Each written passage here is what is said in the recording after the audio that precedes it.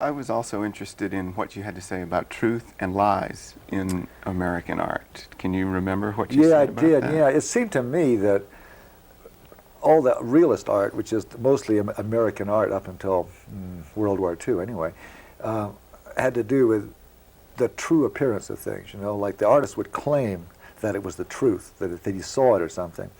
And then after modern art got appreciated in the States, you have this other kind of truth, where the artist says it's true to him, or it's true to the way he feels, or it's true to the way he thinks about art.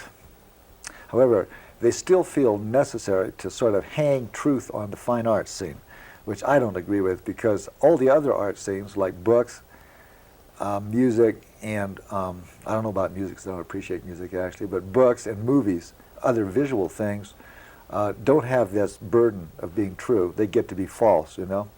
And yet painting has to be true. And I think the reason for this is because people don't see any reason for painting if it's not true. Like, why did you do this? Why did you spend 6 months working on this surface, doing all this work if it's not true? And frankly, there is not a lot of excuse for why one does this. I think it's for a position in art. I think if you look at art, you see a screen with all these little holes in it. And at least I do. I see these holes and I want to put something there. So I tend to do something and for this place which I perceive, this space. And I don't even care if it's true or false. Though sometimes the work is true.